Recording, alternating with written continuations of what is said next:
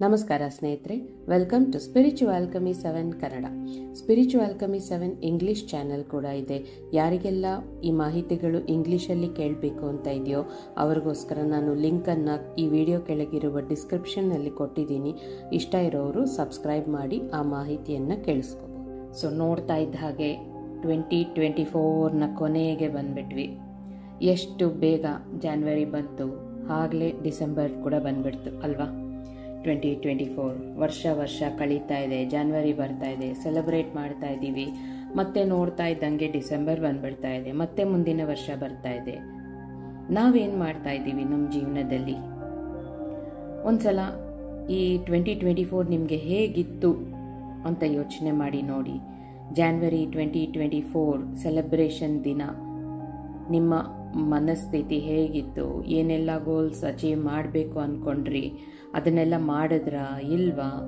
ಒಂದು ಸಲ ಈ ಇಡೀ ವರ್ಷನ ಹೋಗಿ ನೋಡ್ಕೊಂಡು ಬನ್ನಿ. ಜಾನ್ವರಿಯಿಂದ ನೋಡ್ಕೊಂಡು ಬನ್ನಿ. ಜಾನ್ವರಿಲಿ ಏನು ಮಾಡಿದ್ರಿ, ಫೆಬ್ರವರಿಲಿ ಏನು ಮಾಡಿದ್ರಿ, ಮಾರ್ಚಲ್ಲಿ ಏನು ಮಾಡಿದ್ರಿ, ಈ ರೀತಿ ಒಂದೊಂದು ತಿಂಗಳಲ್ಲೂ ಏನೇನು ಮಾಡಿದ್ರಿ, ನಿಮ್ಮ ಮ್ಯಾನಿಫೆಸ್ಟೇಷನ್ಸ್ ಏನಿತ್ತು, ನಿಮ್ಮ ಗೋಲ್ಸ್ ಅಚೀವ್ ಆಯ್ತಾ ಇಲ್ವಾ, ಯಾವುದೆಲ್ಲ ಆಗಲಿಲ್ಲ.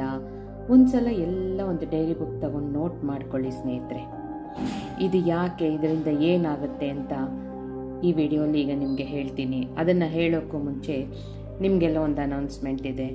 ನೀವೆಲ್ಲ ಕೇಳ್ತಾ ಇದ್ದ ಹಾಗೆ ಸಂಜೆ ವರ್ಕಿಂಗ್ ಅವ್ರಿಗೆ ಓಪನ್ ಫ್ರೀ ಸೆಷನ್ ಬೇಕು ಅಂತ ಕೇಳ್ತಾ ಇದ್ರಿ. ಸೊ ಈ ಗುರುವಾರದಿಂದ ಅಂದರೆ ಡಿಸೆಂಬರ್ 27ನೇ ತಾರೀಕಿಂದ ಸಂಜೆ 6 ಗಂಟೆಯಿಂದ 7 ಗಂಟೆಗೆ ಓಪನ್ ಫ್ರೀ ಸೆಷನ್ ಇದೆ, 5 ದಿನ. ಸೊ ಅದರ ಲಿಂಕ್ ಕೆಳಗೆ ಡಿಸ್ಕ್ರಿಪ್ಷನಲ್ಲಿ ಕೊಡ್ತಾ ಇದ್ದೀನಿ. ಸೊ ನೋಟ್ ಮಾಡ್ಕೊಳ್ಳಿ, ಲಿಂಕನ್ನು ಕಾಪಿ ಮಾಡಿ ಇಟ್ಕೊಳ್ಳಿ, ಅಥವಾ ವಾಟ್ಸಪ್ ಗ್ರೂಪಿಗೆ ಬಂದರೆ ಅಲ್ಲಿ ಸಿಗುತ್ತೆ ನಿಮಗೆ ಡೀಟೇಲ್ಸ್. ದಿನ ಹಾಕೋ ವಿಡಿಯೋಲಿ ನಿಮಗೆ ಲಿಂಕ್ ಸಿಗುತ್ತೆ. ಸೊ ಬಂದು ಅಲ್ಲಿ ಈ ಸಲ ಇನ್ನೂ ತುಂಬ ಈ ಹೀಲಿಂಗ್ಸಲ್ಲೇ ತುಂಬ ವೆರೈಟೀಸನ್ನು ನೋಡ್ತೀರಾ ನೀವು. ತುಂಬ ಕಲಿಯೋಕ್ಕೆ ಸಿಗುತ್ತೆ. ಸೊ ಎಲ್ಲರೂ ಬನ್ನಿ ಅಂತ ಹೇಳ್ತಾ ಇವತ್ತಿನ ಟಾಪಿಕ್ಗೆ ಮತ್ತೆ ಹೋಗ್ತಾ ಇದ್ದೀನಿ. 2024 ಜಾನ್ವರಿಯಿಂದ ಈ ಡಿಸೆಂಬರ್ ಈ ತಿಂಗಳವರೆಗೂ ಏನೆಲ್ಲ ಆಯಿತು ನಿಮ್ಮ ಜೀವನದಲ್ಲಿ? ಒಂದೊಂದು ತಿಂಗಳು ಎಲ್ಲ ಬರ್ಕೊಳ್ಳಿ. ಏನೆಲ್ಲ ಆಯಿತು ಅಂದರೆ ಮೇಜರ್ ಆಗಿ ಒಳ್ಳೆಯದು ಕೆಟ್ಟದ್ದು ಎಲ್ಲ ಬರೀರಿ. ಆಮೇಲೆ ಒಂದು ಹೊಸ ಡೈರಿ ತಗೊಳ್ಳಿ 2025ಗೆ. ತಗೊಂಡು ಈ 24ಅಲ್ಲಿ ಆಗಿರುವಂಥ ಒಳ್ಳೆ ವಿಷಯಗಳನ್ನು ಮಾತ್ರ ಬರೀರಿ. ಸ್ಟಾರ್ಟಿಂಗಲ್ಲಿ ಫಸ್ಟ್ ಪೇಜಲ್ಲಿ ಪ್ರತಿ ಒಂದು ಒಳ್ಳೆ ವಿಷಯಕ್ಕೂ ಅದರ ಕೆಳಗಡೆ ಗ್ರ್ಯಾಟಿಟ್ಯೂಡ್ ಯೂನಿವರ್ಸ್ಗೆ, ಅಂದರೆ ಧನ್ಯವಾದಗಳು, ಇದನ್ನು ನನಗೆ ನೆರವೇರಿಸ್ಕೊಟ್ಟಿದ್ದಕ್ಕೆ ಧನ್ಯವಾದಗಳು ಯೂನಿವರ್ಸ್ ಅಂತ ಹೇಳ್ಕೊಳ್ಳಿ. ಯಾವುದೆಲ್ಲ ನಿಮಗೆ ಸಿಕ್ಕಿಲ್ಲ, ಪೆಂಡಿಂಗ್ ಆಗಿದೆ, ಅದನ್ನು ಹಾಗೆ ನೋಟ್ ಮಾಡಿ ಇಟ್ಕೊಳ್ಳಿ. ಯಾಕೆಂದರೆ ಈ ವರ್ಷ ಅದನ್ನೆಲ್ಲ ಅಚೀವ್ ಮಾಡ್ಕೊಳ್ಳೋಂಥ ಸಮಯ. ಈಗ 2024ಅಲ್ಲಿ ನಿಮಗೆ ಯಾವ ಒಂದು ಪಾಸಿಟಿವ್ ಇಮೋಷನ್ ನಿಮ್ಮ ಲೈಫಲ್ಲಿ ಇರಲಿಲ್ಲ ಅಂದರೆ ಸಕ್ಸಸ್ ಸಿಕ್ಕಿಲ್ವಾ, ನೀವು ಅನ್ಕೊಂಡಿದ್ದಾಗ್ಲಿಲ್ವಾ, ಮದುವೆ ಆಗಬೇಕಿತ್ತು ಆಗಲಿಲ್ವಾ, ಜಾಬ್ ಸಿಗಬೇಕಿತ್ತು ಸಿಗ್ಲಿಲ್ವಾ, ಅದೆಲ್ಲ ಈ 25ಅಲ್ಲಿ ಖಂಡಿತ ಅಚೀವ್ ಮಾಡಲೇಬೇಕು. ಇಲ್ಲಾಂದರೆ ಜೀವನಕ್ಕೆ ಒಂದು ಅರ್ಥ ಇರಲ್ಲ ಅಲ್ವಾ. ಸುಮ್ಮನೆ ಬೆಳಗ್ಗೆ ಎದ್ದು ಒಂದು ರೊಟೀನ್ ಲೈಫ್ ಫಾಲೋ ಮಾಡಿದ್ವಿ, ಊಟ ಮಾಡಿದ್ವಿ, ತಿರ್ಗಾಡಿದ್ವಿ, ಬಂದ್ವಿ, ಮಲ್ಕೊಂಡ್ವಿ ಅಷ್ಟೇ ಅಂತ ಇರಬಾರ್ದು.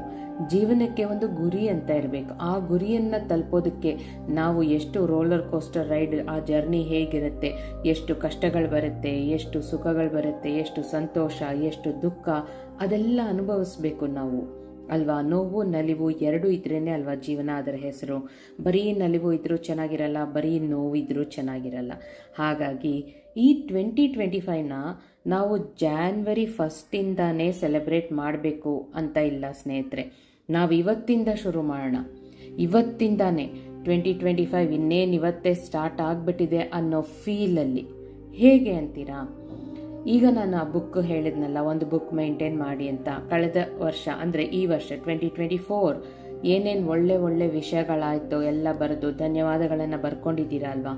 ಸೊ ಇವತ್ತಿನಿಂದಾನೇ 25 ಸ್ಟಾರ್ಟ್ ಆಗಿದೆ ಅನ್ನೋ ಭಾವನೆಯಲ್ಲೇ ದಿನ ಬೆಳಿಗ್ಗೆಯಿಂದ ರಾತ್ರಿವರೆಗೂ ಏನೇನು ಒಳ್ಳೆ ಕೆಲಸಗಳನ್ನು ಮಾಡಿದ್ದೀರಾ, ಏನೇನು ಸಕ್ಸಸ್ಫುಲ್ಲಾಗಿ ಆಗಿದೆ ಅನ್ನೋದನ್ನು ಬರ್ಕೊಳ್ಳಿ.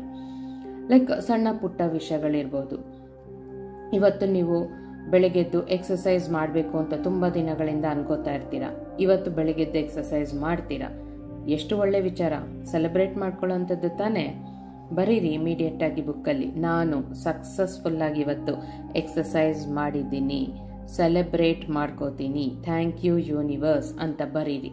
ಬರೆಯೋದು ಮಾತ್ರ ಅಲ್ಲ, ಅದನ್ನ ನಿಮ್ಮದೇ ರೀತಿಯಲ್ಲಿ ಸೆಲೆಬ್ರೇಟ್ ಮಾಡ್ಕೊಳ್ಳಿ. ಆ ಸಣ್ಣ ಪುಟ್ಟ ವಿಷಯಗಳಿಗೆ ನಾವು ಸಂತೋಷ ಪಡಬೇಕು, ಅದನ್ನು ಸಂಭ್ರಮಿಸ್ಬೇಕು. ಅದು ನಮ್ಮ ಬ್ಯುಸಿ ಲೈಫಲ್ಲಿ ಈಗ ನಾವು ಮರ್ತೋಗ್ತಾ ಇದ್ದೀವಿ ಸ್ನೇಹಿತರೆ. ಸೊ ಈ ರೀತಿ ಸಣ್ಣ ಪುಟ್ಟ ವಿಷಯಕ್ಕೆ, ಈಗ ಸೆಲೆಬ್ರೇಷನ್ ಅಂದ್ರೆ ಏನಪ್ಪ? ಸೆಲೆಬ್ರೇಷನ್ ಅಂದ್ರೆ ನಾವು ಹೋಗಿ ಪಾರ್ಟಿ ಮಾಡ್ಕೋಬೇಕು ಅಂತ ಅಲ್ಲ. ಮನೆಯಲ್ಲೇ ನಿಮಗೆ ನೀವು ಇಷ್ಟಪಟ್ಟು ಏನಾದರೂ ಒಂದು ಸ್ವೀಟ್ ಮಾಡ್ಕೊಳ್ತೀನಿ ಅಥವಾ ಒಂದು ಒಳ್ಳೆ ಕಾಫಿ ಮಾಡ್ಕೊಳ್ಳಿ. ನಿಮಗೆ ನೀವೇ ಅದನ್ನ ಇಷ್ಟಪಟ್ಟು ಸಿಪ್ ಬೈ ಸಿಪ್ ಕುಡಿತಾ ಎಂಜಾಯ್ ಮಾಡಿ. ಯಾಕೆ? ನೀವು ಖುಷಿಯಾಗಿದ್ದೀರಾ, ನೀವೇನೋ ಒಂದು ಸಕ್ಸಸ್ಫುಲ್ ಆಗಿ ಮಾಡಿದ್ದೀರಾ. ಈ ರೀತಿ ಪ್ರತಿ ಒಂದು ಸಣ್ಣ ಪುಟ್ಟ ವಿಷಯಕ್ಕೂ ನೀವು ಸೆಲೆಬ್ರೇಟ್ ಮಾಡ್ತಾ ಹೋಗಿ ನಿಮ್ಮದೇ ಆದ ಶೈಲಿಯಲ್ಲಿ. ಒಂದು ಚಾಕ್ಲೇಟ್ ತಗೊಳ್ತೀನಿ, ಒಂದು ಐಸ್ ಕ್ರೀಮ್ ತಗೊಳ್ತೀನಿ, ಹೋಗಿ ಒಂದು ಚಾಟ್ಸ್ ತಿನ್ನಿ. ಆ ಥರ ಯಾವುದೋ ಒಂದು ರೀತಿಯಲ್ಲಿ ನೀವು ಸೆಲೆಬ್ರೇಟ್ ಮಾಡ್ಕೊಳ್ಳಿ. ಮನೆಯಲ್ಲೇ ಸೆಲೆಬ್ರೇಟ್ ಮಾಡ್ಕೋಬೋದು, ಹೊರಗೆ ಹೋಗಿ ಬರ್ಬೋದು, ನಿಮ್ಗೆ ಇಷ್ಟವಾದವ್ರನ್ನ ಮೀಟ್ ಮಾಡ್ಬೋದು, ಇಷ್ಟವಾದ ಪ್ಲೇಸ್ಗೆ ಹೋಗಿ ಬರ್ಬೋದು. ಬೆಳಗ್ಗೆದ್ದು ಏನೇನು ಸಕ್ಸಸ್ಫುಲ್ ಆಗಾಯಿತು ಅದಕ್ಕೆ ನೀವು ಯಾವ ರೀತಿ ಸೆಲೆಬ್ರೇಟ್ ಮಾಡ್ಕೋತೀರಾ? ಈ ಸಣ್ಣ ಪುಟ್ಟ ಸಂತೋಷವನ್ನು ನೀವು ನಿಮ್ಮ ಇನ್ನರ್ ಚೈಲ್ಡ್ಗೆ ಕೊಡ್ತಾ ಹೋದರೆ, ನಿಮ್ಮ ಇನ್ನರ್ ಚೈಲ್ಡ್ ಏನು ಮಾಡುತ್ತೆ? ನಿಮ್ಮ ಜೀವನಕ್ಕೆ ಅದೇ ಸಂತೋಷವನ್ನೇ ಕೊಡ್ತಾ ಹೋಗುತ್ತೆ.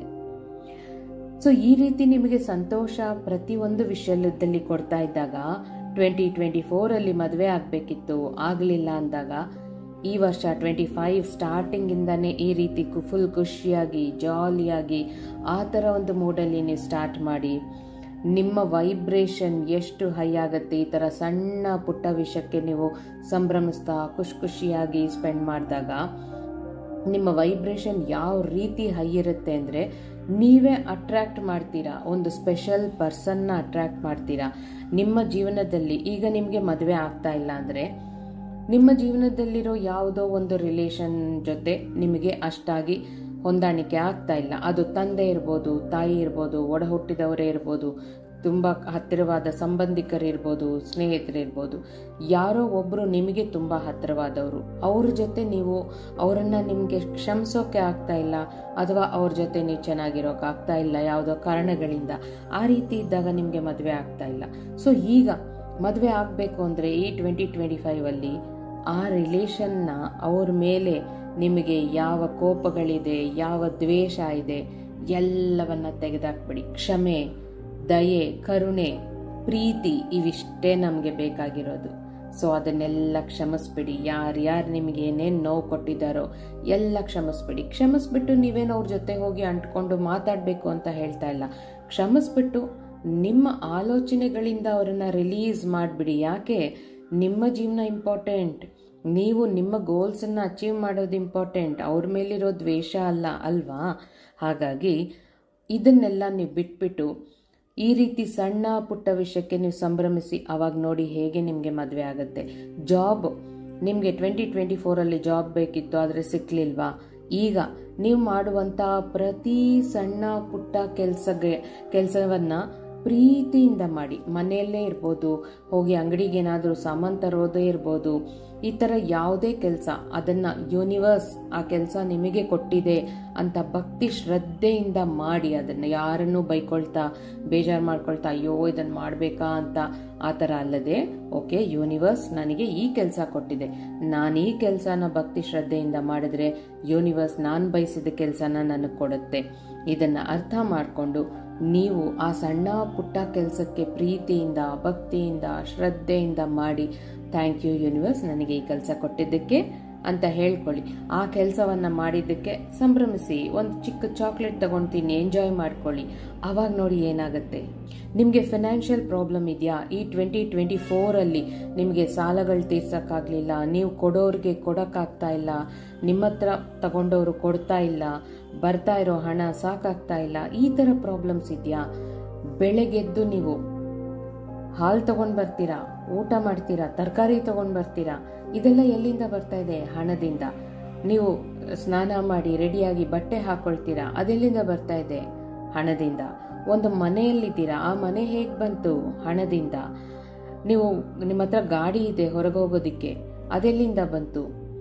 ನೀವು ಹಾಕ್ಕೊಂಡಿರೋ ಲೇಡೀಸ್ ನೀವೆಲ್ಲ ಒಡವೆಗಳು ಹಾಕ್ಕೊಂಡಿರ್ತೀರ, ಓಲೆ ಬಳೆ ಇದೆಲ್ಲ ಎಲ್ಲಿಂದ ಬಂತು? ನಿಮಗೆ ಹಣದಿಂದ. ನಿಮ್ಮ ಮಕ್ಕಳು ಓದ್ತಾ ಇದ್ದಾರೆ, ಅದೆಲ್ಲಿಂದ ಬಂತು? ಹಣದಿಂದ.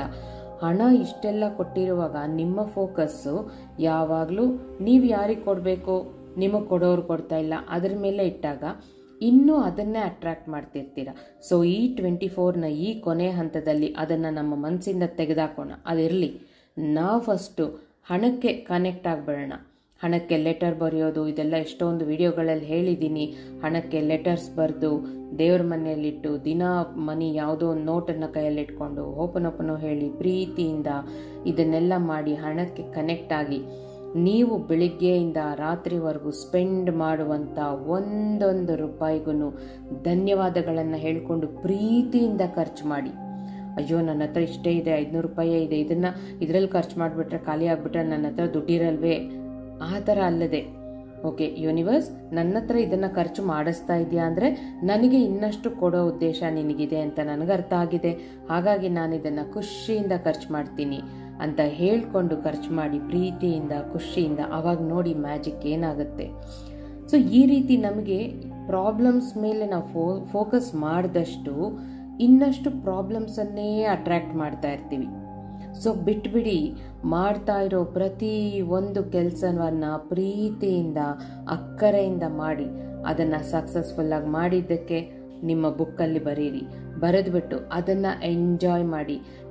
ನಿಮಗೆ ನೀವೇ ಟ್ರೀಟ್ ಕೊಟ್ಕೊಳ್ಳಿ, ಅಥವಾ ನಿಮಗಿಷ್ಟವಾದವ್ರು, ನಿಮ್ಮ ಮಕ್ಕಳು, ನಿಮ್ಮ ಗಂಡ, ನಿಮ್ಮ ಹೆಂಡತಿ, ನಿಮ್ಮ ಸ್ನೇಹಿತರು, ನಿಮ್ಮ ಸಂಬಂಧಿಕರು ಯಾರಿದ್ರೆ ಅವರನ್ನ ಜೊತೆಗೆ ಕರ್ಕೊಂಡು ಹೋಗಿ ಅವ್ರಿಗೇನಾದರೂ ಒಂದು ಸಣ್ಣದು ಕೊಡಿಸಿ. ನಿಮಗೆ ಏನು ಮಾಡಿದ್ರೆ ನೀವು ಒಂದು ಸಂಭ್ರಮಿಸಿದ್ದೀರಾ ಅನ್ನೋ ಫೀಲ್ ಬರುತ್ತೆ, ಅದನ್ನು ಮಾಡೋಕ್ಕೆ ಶುರು ಮಾಡಿ. ಆ ಸಣ್ಣ ಸಣ್ಣ ಸಂತೋಷಗಳನ್ನು ನೀವು ಮಿಸ್ ಮಾಡಬಾರ್ದು ಸ್ನೇಹಿತರೆ. ಆಮೇಲೆ ಈ 2025 ಫುಲ್ ಇಯರ್ಗೆ ನೀವು ರೆಸಲ್ಯೂಷನ್, ಯೂಶಲಿ ಇಲ್ಲಿವರೆಗೂ ಏನಾದರೂ ರೆಸಲ್ಯೂಷನ್ಸ್ ಮಾಡ್ಕೊಂಡಿದ್ರೆ ಅಂದರೆ ಹೊಸ ವರ್ಷ ಬರುತ್ತೆ, ಈ ವರ್ಷದಲ್ಲಿ ನಾನು ಅದು ಮಾಡ್ತೀನಿ ಇದು ಮಾಡ್ತೀನಿ ಅಂತ ಅಂದ್ಕೊಳ್ತೀರಾ. ಡಿಸೆಂಬರ್ 31ನೇ ತಾರೀಕು ಅಂದ್ಕೊಳ್ತೀರಾ, ಜನವರಿ 1ಗೆ ಅದನ್ನು ಮರ್ತೋಗ್ತೀರಾ.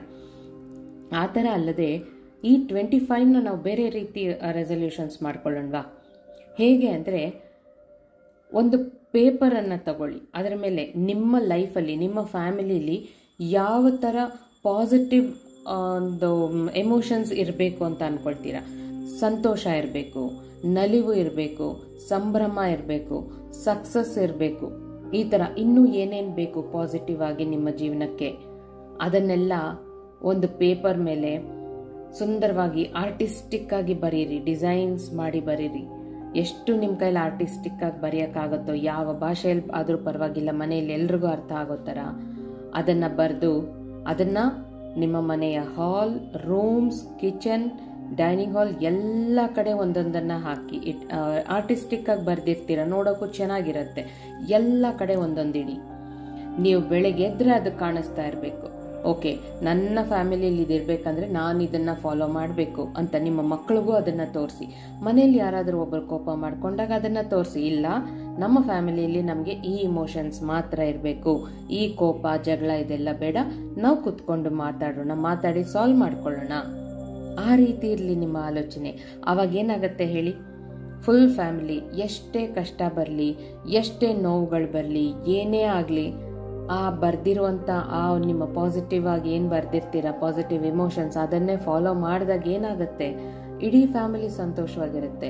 ನಿಮ್ಮ ಎಲ್ಲರ ಫ್ರೀಕ್ವೆನ್ಸಿ ಹೈ ಆಗುತ್ತೆ. ಫ್ರೀಕ್ವೆನ್ಸಿ ಹೈ ಆದಾಗ ಏನಾಗುತ್ತೆ, ಎಲ್ಲ ಒಳ್ಳೆಯದನ್ನೇ ನೀವು ಅಟ್ರಾಕ್ಟ್ ಮಾಡ್ತೀರಾ. ನಿಮಗೇನು ಬೇಕೋ ಅದೇ ನಿಮಗೆ ಯೂನಿವರ್ಸ್ ಕೊಡ್ತಾ ಹೋಗುತ್ತೆ. ಬಟ್ ಇಷ್ಟಾದರೂ ನಿಮ್ಮಲ್ಲಿ ಏನಾದರೂ ಒಂದು ನೆಗೆಟಿವ್ ಆಗಿ ಏನೋ ಒಂದು ಆಗೋಯ್ತು, ನಿಮ್ಮ ಕೈ ಮೀರಿ ಇದು ನಡೆದೋಯ್ತು, ನಿಮ್ಮಲ್ಲೂ ಕೋಪ ಬಂದ್ಬಿಡ್ತಾ, ಸರಿ, ಆ ಏನು ನೆಗೆಟಿವ್ ಇಮೋಷನ್ ಬಂತು ಅದನ್ನು ಇಮಿಡಿಯೇಟಾಗಿ ಒಂದು ಪೇಪರ್ ತಗೊಳ್ಳಿ, ಬರೀರಿ. ಈ ಥರ ಆಯಿತು, ಅದಕ್ಕೆ ನನಗೆ ಈ ಥರ ಕೋಪ ಬಂತು, ನಾನು ಕೋಪ ಮಾಡ್ಕೋಬಾರ್ದಾಗಿತ್ತು, ಐ ಆಮ್ ಸಾರಿ ಯೂನಿವರ್ಸ್ ಅಂತ ಬರೆದು ಅದನ್ನು ಸುಟ್ಟುಬಿಟ್ಟು ಆ ಬೂದಿನ ತಗೊಂಡೋಗಿ ಟಾಯ್ಲೆಟ್ಗೆ ಹಾಕಿ. ಅಂದರೆ ನಮ್ಮ ಮೈಂಡನ್ನು ನಾವು ಪ್ರಿಪೇರ್ ಮಾಡ್ತಾ ಇದ್ದೀವಿ, ನಮ್ಮ ಸಬ್ಕಾನ್ಷಿಯಸ್ ಮೈಂಡನ್ನು, ಇಲ್ಲ ಇದು ನನಗೆ ಬೇಡ, ಹಾಗಾಗಿ ಇದನ್ನು ಸುಟ್ಟು ನಾನು ಆ ಬೂದಿನ ಟಾಯ್ಲೆಟ್ಗೆ ಹಾಕ್ಬಿಟ್ಟಿದ್ದೀನಿ ಅಂದಾಗ ಸಬ್ಕಾನ್ಷಿಯಸ್ ಮೈಂಡ್ಗೆ ಅಲ್ಲಿ ರಿಜಿಸ್ಟರ್ ಆಗುತ್ತೆ, ಓಕೆ ಇದು ನಿನಗೆ ಬೇಡ ಅಂತ. ಆಮೇಲೆ ಮನೇಲಿ ನೀವು ಆ ಥರ ಪಾಸಿಟಿವ್ ಇಮೋಷನ್ಸ್ನ ಬರೆದು ಹಾಕಿದಾಗ ನೀವು ಅದನ್ನು ನೋಡದಿದ್ರು ನೀವಲ್ಲಿ ಓಡಾಡ್ತಾ ಇರೋದ್ರಿಂದ ನಿಮ್ಮ ಸಬ್ಕಾನ್ಷಿಯಸ್ ಮೈಂಡ್ ಅದನ್ನು ನೋಡ್ತಾ ಇರುತ್ತೆ, ನಿಮ್ಮ ಇನ್ನರ್ ಚೈಲ್ಡ್ ಅದನ್ನು ನೋಡ್ತಾ ಇರುತ್ತೆ. ಅವಾಗ ಏನಾಗುತ್ತೆ, ಆ ಸಬ್ಕಾನ್ಷಿಯಸ್ ಮೈಂಡ್ ಅದನ್ನೇ ಕ್ಯಾಚ್ ಮಾಡುತ್ತೆ. ವಿಷನ್ ಬೋರ್ಡ್ ಅಂತ ಹೇಳ್ತೀನಲ್ಲ, ಎಕ್ಸಾಕ್ಟ್ಲಿ ಇದು ಹಾಗೇನೆ. ಸೊ ಇವತ್ತಿನಿಂದನೇ ಸಂಭ್ರಮ ಶುರು ಮಾಡೋಣ ಸ್ನೇಹಿತರೆ. ಯಾವಾಗಲೂ ಯಾಕೆ ಕಾಯಬೇಕು, January 1st ಯಾಕೆ ಕಾಯಬೇಕು? ಪರವಾಗಿಲ್ಲ, ನಮಗೆ ಪ್ರತಿದಿನ ಇವತ್ತಿಂದ ಮುಂದಿನ ವರ್ಷ 2025 ಡಿಸೆಂಬರ್ವರೆಗೂ ಸೆಲೆಬ್ರೇಷನ್ನೇ ಇರಬೇಕು. ಇಡೀ ವರ್ಷನ ನಾವು ಸೆಲೆಬ್ರೇಟ್ ಮಾಡ್ತಾ ಇದ್ದಾಗ ಪ್ರತಿದಿನ ಹೊಸ ವರ್ಷನೇ ಅಲ್ವಾ ನಮಗೆ, ಪ್ರತಿ ಹಬ್ಬ ಯುಗಾದಿನೇ ಅಲ್ವಾ ನಮಗೆ. ಆ ಥರ ಸಂಭ್ರಮಿಸೋಣ. ಜೀವನದಲ್ಲಿ ಎಲ್ಲ ಸಿಗುತ್ತೆ. ಕಷ್ಟಗಳಿರುತ್ತೆ, ಕಷ್ಟ ಇದೆ ಅಂತ ನಾವು 3 ಹೊತ್ತು ಅದಕ್ಕೆ ಕೊರಗ್ತಾ ಕೂತ್ಕೊಂಡ್ಬಿಟ್ರೆ ಅದು ಸೊಲ್ಯೂಷನ್ ಅಲ್ಲ. ಕೊರಗ್ತಾ ಕೂತ್ಕೊಂಡ್ರೆ ಇನ್ನಷ್ಟು ದುಃಖನೇ ನಾವು ಅಟ್ರಾಕ್ಟ್ ಮಾಡ್ತಾ ಇರ್ತೀವಿ. ಆ ದುಃಖದಿಂದ ಹೊರಗೆ ಬರಬೇಕು, ನಾವು ಸಂತೋಷವಾಗಿರಬೇಕು ಅಲ್ವಾ. ಅದಕ್ಕೆ ಅಲ್ವಾ ಇಷ್ಟೆಲ್ಲ ಮಾಡ್ತಾ ಇದ್ದೀವಿ. ಸೊ ಆ ಕಷ್ಟ ಆ ದುಃಖ ಇದ್ರೂ ಅದನ್ನು ಓಕೆ, ಯೂನಿವರ್ಸ್ ಇದೆ, ಯೂನಿವರ್ಸ್ ನನಗೆ ಕಷ್ಟ ಕೊಟ್ಟಿದೆ ಅಂದರೆ ಇದ್ರ ಹಿಂದೆ ಏನೋ ಒಂದು ಒಳ್ಳೆ ಉದ್ದೇಶ ಇದೆ. ನನ್ನಲ್ಲಿ ಯಾವುದೋ ಒಂದು ಅಪಾರವಾದ ಟ್ಯಾಲೆಂಟ್ ಇದೆ, ನನ್ನಲ್ಲಿರುವಂಥ ಟ್ಯಾಲೆಂಟನ್ನು ನಾನು ಯೂಸ್ ಮಾಡಿಕೊಂಡು ಈ ಪ್ರಾಬ್ಲಮ್ನ ನಾನು ಸಾಲ್ವ್ ಮಾಡ್ಬೋದು ಅನ್ನೋ ಕೆಪಾಸಿಟಿ ನನ್ನಲ್ಲಿದೆ. ಅದಕ್ಕೆ ಯೂನಿವರ್ಸ್ ನನಗೆ ಈ ಕಷ್ಟ ಕೊಟ್ಟಿದೆ. ಓಕೆ, ಥ್ಯಾಂಕ್ ಯು ಯೂನಿವರ್ಸ್, ಈ ಕಷ್ಟ ಕೊಟ್ಟಿದ್ದಕ್ಕೆ. ಇದನ್ನು ಹೇಗೆ ನಾನು ನನ್ನ ಸಾಮರ್ಥ್ಯವನ್ನು ನಾನು ಯೂಸ್ ಮಾಡ್ಕೊಂಡು ಹೇಗೆ ಇದನ್ನು ಸಾಲ್ವ್ ಮಾಡ್ತೀನಿ ಅಂತ ಯೋಚನೆ ಮಾಡ್ತೀನೇ ಹೊರತು ಇದಕ್ಕೆ ನಾನು ಕೊರಗಲ್ಲ. ಥ್ಯಾಂಕ್ ಯು ಯೂನಿವರ್ಸ್, ನೀನಿದೆಯಾ ನನ್ನ ಜೊತೆ. ನೀನು ನನ್ನ ಜೊತೆ ಇರಬೇಕಾದ್ರೆ ನನಗೆ ಯಾಕೆ ಭಯ? ನಾನು ಆರಾಮಾಗಿ ನಾನು ಮುಂದಕ್ಕೆ ಹೋಗ್ತೀನಿ, ಇದನ್ನು ನನ್ನ ಕೈಲಿ ಆದ ಹಾಗೆ ಸಾಲ್ವ್ ಮಾಡ್ತೀನಿ, ನೀನಿದೆಯಾ ನನ್ನ ಜೊತೆ ಅಂತ ಅಂದ್ಕೊಂಡು ನೀವು ಪಾಸಿಟಿವ್ ಆಗಿ ಅಲ್ಲಿ ಏನು ಬರ್ದಿದ್ದೀರಾ ಆ ಎಮೋಷನ್ಸನ್ನೇ ಫಾಲೋ ಮಾಡ್ಕೊಂಡು ಹೋಗ್ಬಿಡಿ. ನಿಮ್ಮ ಜೀವನ ಹೇಗೆಲ್ಲ ಚೇಂಜ್ ಆಗುತ್ತೆ ಅಂತ ನೋಡಿ. ಓಕೆ, ಸೊ ಈ 2025ನ ಇವತ್ತಿಂದಾನೇ ಈ ರೀತಿ ಸಂಭ್ರಮಿಸೋಣ ಸ್ನೇಹಿತರೆ. ಮಾಡ್ತೀರಾ ಅಲ್ವಾ ನೀವು? ನಿಜವಾಗ್ಲೂ ಎಲ್ಲರೂ ಮಾಡ್ತೀರಾ ಅನ್ನೋ ಹಾಗಿದ್ರೆ ಕಮೆಂಟಲ್ಲಿ ಹೇಳಿ ನನಗೆ. ಖಂಡಿತ ನಾವು ಇವತ್ತಿಂದಾನೇ ಬರೀತೀವಿ, ಸಂಭ್ರಮಿಸ್ತೀವಿ, ಎಲ್ಲ ಪ್ರತಿಯೊಂದು ಸಣ್ಣ ಪುಟ್ಟ ವಿಷಯಕ್ಕೂ ನಾವು ಸೆಲೆಬ್ರೇಟ್ ಮಾಡ್ಕೊಳ್ತೀವಿ ಅಂತ ಹೇಳಿ ಸ್ನೇಹಿತರೆ. ಆವಾಗ ನನಗೂ ಖುಷಿ ಆಗುತ್ತೆ. ಓಕೆ, ಎಲ್ಲರೂ ನನ್ನ ಜೊತೆ ಎಲ್ಲರೂ ಫಾಲೋ ಮಾಡ್ತಾ ಇದ್ದಾರೆ ಅನ್ನೋ ಖುಷಿ, ತೃಪ್ತಿ ನನಗೆ ಸಿಗುತ್ತೆ. ಓಕೆನಾ? ಸೊ ಇಲ್ಲಿಗೆ ನನ್ನ ಮಾತುಗಳನ್ನು ಮುಗಿಸ್ತಾ ಇದ್ದೀನಿ. So happy new 2025. ಈ 2025 ನಿಮ್ಮ ಜೀವನದಲ್ಲಿ ಸುಖ, ಸಂತೋಷ, ಆನಂದ, ಆರೋಗ್ಯ, ಅಷ್ಟೈಶ್ವರ್ಯ ಎಲ್ಲವನ್ನು ತಂದುಕೊಡ್ಲಿ ಅಂತ ನಾನು ಯೂನಿವರ್ಸಲ್ಲಿ ಕೇಳ್ಕೊಳ್ತಾ ಇಲ್ಲಿಗೆ ನನ್ನ ಮಾತುಗಳನ್ನು ಮುಗಿಸ್ತಾ ಇದ್ದೀನಿ. ಮತ್ತೆ ಮುಂದಿನ ವಿಡಿಯೋಲಿ ಭೇಟಿ ಮಾಡೋಣ ಸ್ನೇಹಿತರೆ. ಇಷ್ಟೊತ್ತು ನನ್ನ ಮಾತುಗಳನ್ನು ತಾಳ್ಮೆಯಿಂದ ಕೇಳಿದ ಪ್ರತಿಯೊಬ್ಬರಿಗೂ ನನ್ನ ತುಂಬು ಹೃದಯದ ಧನ್ಯವಾದಗಳು ಸ್ನೇಹಿತರೆ. Thank you.